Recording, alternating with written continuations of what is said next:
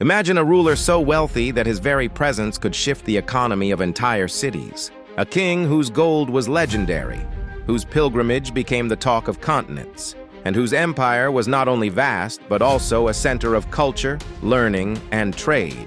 This is Mansa Musa, the legendary emperor of the Mali Empire, often called the richest man in history, a man whose name still echoes through the annals of time. His story is one of ambition, faith, and extraordinary vision, a tale that challenges our modern understanding of wealth and influence. But who exactly was Mansa Musa, and how did he rise to such unimaginable wealth?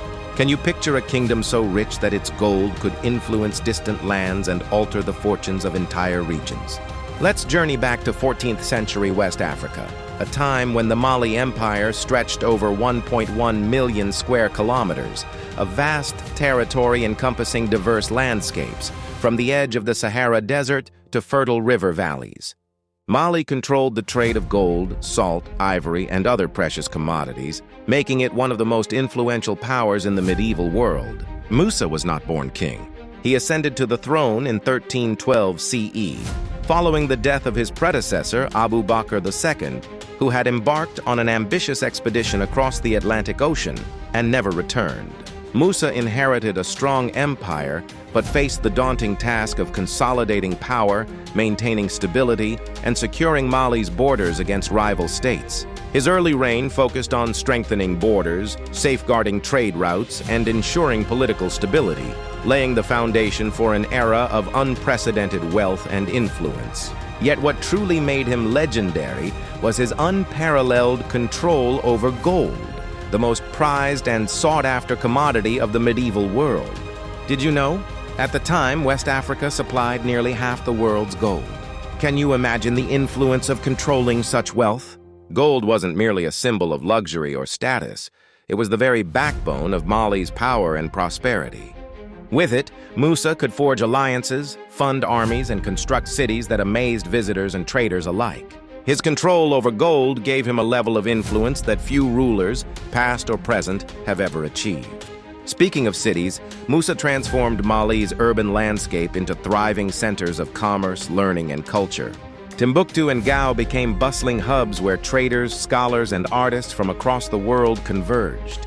Have you ever imagined walking through streets filled with merchants from Morocco, Egypt, and even distant lands, exchanging not only goods but ideas, art, and knowledge? These cities became melting pots of culture and innovation, reflecting the wealth and vision of their ruler. Musa's wealth, however, wasn't only about accumulating gold for himself. He used it to demonstrate both power and faith, intertwining material wealth with spiritual purpose. His legendary pilgrimage to Mecca, or Hajj, in 1324 CE, remains one of the most extraordinary journeys ever recorded. Historians describe caravans of 60,000 people, hundreds of camels carrying tons of gold, and generosity so extreme that it reportedly caused inflation in some regions along his route. Could you even imagine a single person influencing entire economies simply by giving away gold, offering gifts, and sharing wealth so lavishly that the value of the precious metal temporarily dropped? But Musa's pilgrimage wasn't solely an act of religious devotion. It was a carefully calculated political mission. By showcasing the immense wealth of Mali, he demonstrated the empire's sophistication, power, and stability to the broader Islamic world. Would you use wealth as a tool for diplomacy like he did, knowing that your generosity could earn respect, alliances, and recognition far beyond your borders? Despite all this, many people today have never heard of him. In a world where history often focuses on European monarchs or modern billionaires, Mansa Musa's legacy can seem almost mythical. But the truth is clear. His wealth, influence, and vision were real, tangible, and transformative. Musa didn't merely rule an empire, he reshaped it, leaving a mark that would endure for centuries and inspiring generations with his combination of faith, generosity, and leadership.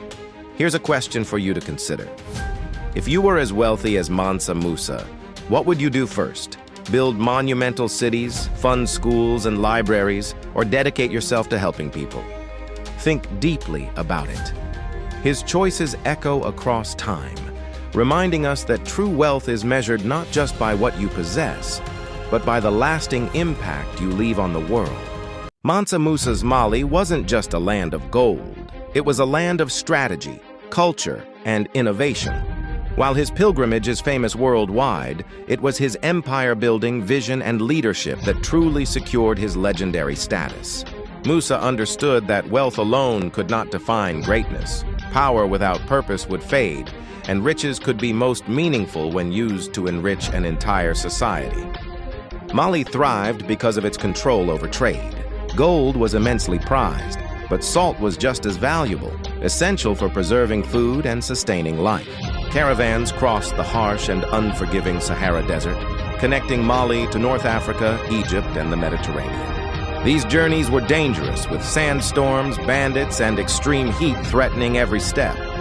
How do you think Musa ensured these treacherous trade routes were safe and profitable for merchants and for his empire? His strategic planning and protection of trade routes allowed Mali to dominate the economy of West Africa for decades. What made Musa extraordinary wasn't just his immense wealth, but how he used it to uplift his people. He built mosques, universities, and libraries that became centers of learning, religion, and culture. The Jinguereber Mosque in Timbuktu still stands today as a symbol of Mali's golden age. Can you imagine living in a city where education, religion, and commerce thrived side by side, all supported by one man's vision and generosity? These institutions transformed Mali into more than a wealthy empire. They made it a beacon of intellectual and spiritual growth. During his pilgrimage to Mecca in 1324, Musa reportedly distributed so much gold in Cairo that its value fell for over a decade. Could you imagine a single traveler unintentionally destabilizing an entire economy just by giving away wealth? This wasn't mere extravagance, it was a powerful statement. By sharing his riches publicly, Musa demonstrated that Mali was rich, organized, and respected across the Islamic world. His generosity wasn't only an act of faith. It was a display of soft power, proving that Mali could compete with empires far beyond Africa. Musa also invited scholars, architects, and artisans from across the Islamic world to Mali. Timbuktu's libraries became treasure troves of manuscripts covering astronomy, mathematics, medicine, and Islamic law. What would you study if you had access to such knowledge in the 14th century? Imagine the discoveries, inventions, and ideas that could have been inspired by these resources. By promoting learning, Musa ensured Mali's influence extended far beyond its borders, leaving a legacy of culture and intellect that lasted for generations. Despite his immense wealth and influence, Musa remained humble in his faith. His Hajj showed that true leadership blends wealth with responsibility and spiritual purpose. This raises a question. Can wealth alone create a lasting legacy? Or is it vision, action, and the choices we make with our resources that matter most? Musa's life demonstrates that the impact one leaves on others and on civilization is what truly defines greatness. By the time Musa returned from his pilgrimage, Mali had entered its golden age, a period of flourishing trade, thriving cities, and cultural prosperity. His story challenges modern perceptions of success, showing that immense wealth can coexist with purpose, learning, and lasting impact. Leadership, he proved, is measured not only by riches, but by the imprint left on history and society. So, here's a question to leave you thinking. Would the world remember you for your wealth, or for how you used it to shape history? Mansa Musa chose the latter, and centuries later we are still talking about him. If his story inspires you, don't just stop at learning. Share it, like, and subscribe. Explore Africa's rich history, and consider how you can use your own resources, skills, or influence to make a meaningful impact in the world today.